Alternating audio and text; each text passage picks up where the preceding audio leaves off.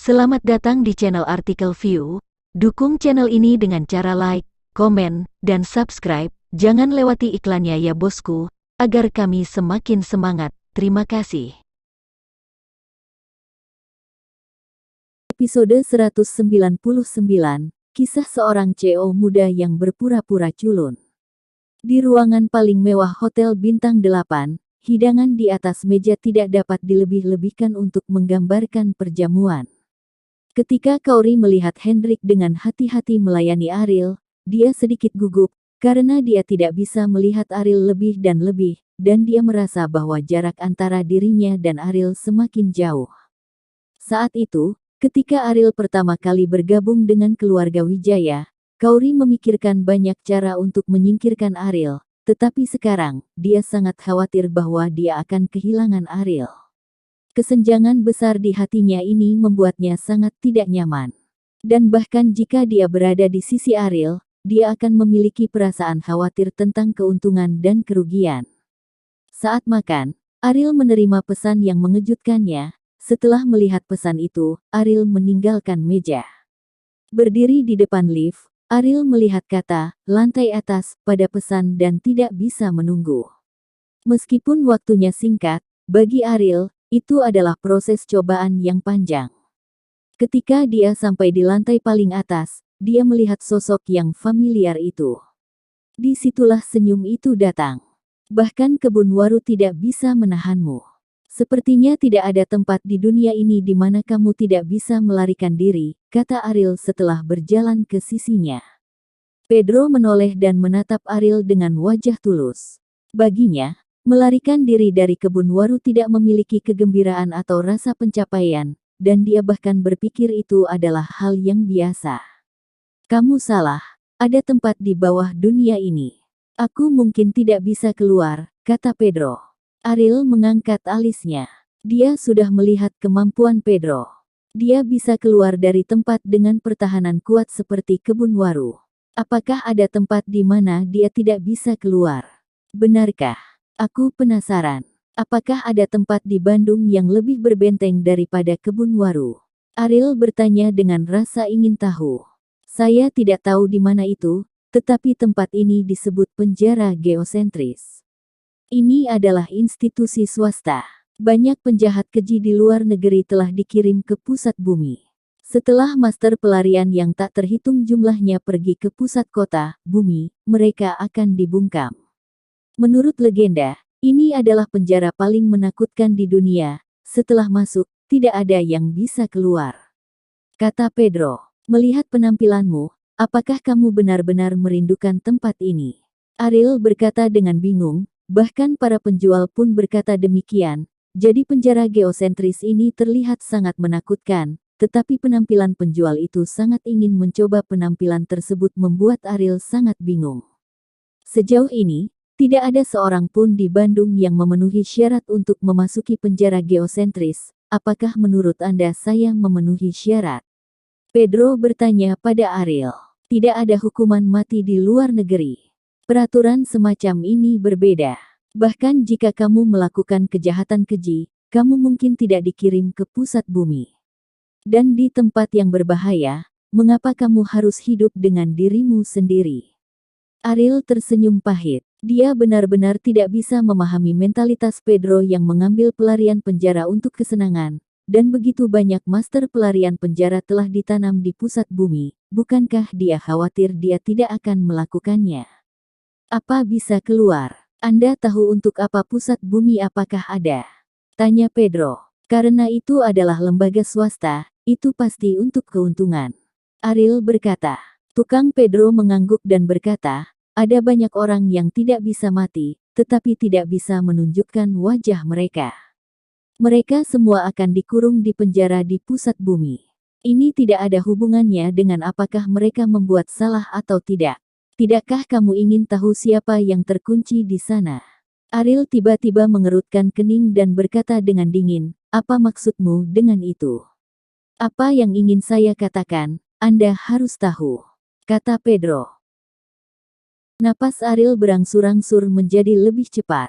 Rosa pernah berkata bahwa kakek sangat mungkin tidak mati, jadi dia tiba-tiba menghilang dari dunia, bisakah dia dikurung di penjara bawah tanah? Tapi bagaimana bisa tahu tentang ini? Bagaimana dia bisa tahu cerita dalam keluarga Wibowo? Lebih baik kau jelaskan padaku, atau kau akan mati di sini hari ini. Ariel berkata. Merasakan niat membunuh yang kuat yang memancar dari tubuh Ariel, Pedro dengan cepat berkata, "Jangan marah, saya hanya menebak, dan tujuan dari apa yang saya katakan adalah saya ingin Anda membawa saya ke penjara bawah tanah. Aku bahkan tidak tahu apa penjara geosentris itu, mengapa menurutmu aku bisa mengirimmu ke sana?" Kata Ariel, "Itu karena kamu kaya. Bukankah organisasi swasta hanya untuk mencari uang?" Kata Pedro sambil tersenyum. "Saya tidak puas dengan penjelasan ini." Ariel tiba-tiba mencekik tenggorokan Pedro. Karena tidak bisa bernapas, wajah Pedro dengan cepat memerah, berjuang untuk menghempas tangan Ariel, tetapi kemampuannya dalam melarikan diri, bukan berkelahi, bagaimana dia bisa menjadi lawan Ariel dalam hal kekuatan. Dia hampir pingsan karena kekurangan oksigen, dan Pedro dilemparkan ke tanah oleh Ariel.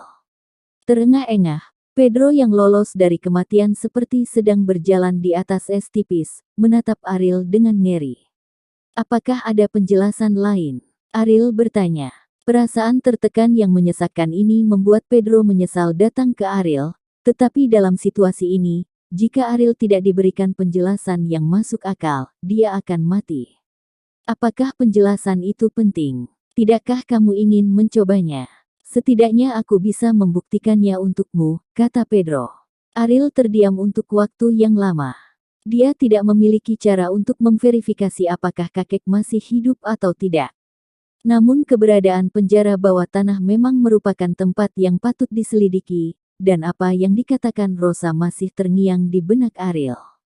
"Jika Anda belum melihat mayatnya, bagaimana Anda bisa tahu bahwa kakek Anda benar-benar sudah meninggal?"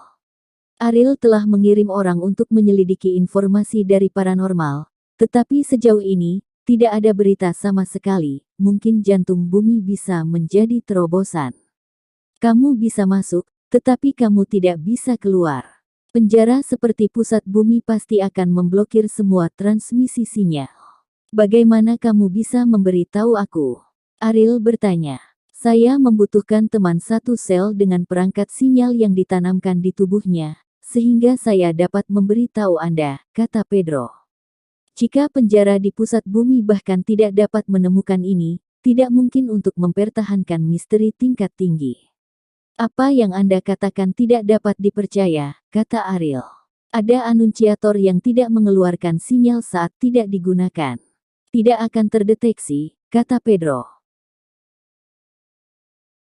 Ariel tidak tahu banyak tentang masalah teknologi tinggi, tetapi Pedro tidak boleh berbohong. Dia dapat memverifikasi kebenaran dengan bertanya kepada siapapun dengan santai. "Jadi teman satu selmu adalah kambing hitam?" Ariel bertanya. Pedro tersenyum dan berkata, "Tentu saja, transmisi sinyal pasti akan ditemukan oleh pusat bumi. Saya tidak akan mati. Saya akan mengaturnya untuk Anda sesegera mungkin." Setelah Ariel selesai berbicara, dia berbalik dan pergi. Pedro menyentuh lehernya, dalam keadaan hidup setelah bencana. Baru setelah Ariel menghilang dia berkata, "Sial, terlalu berbahaya untuk berurusan dengan orang seperti ini, dan aku hampir kehilangan nyawaku. Jalan ini tidak mudah untuk dilalui. Kamu mencarinya, tetapi kamu tidak, aku tidak tahu dia."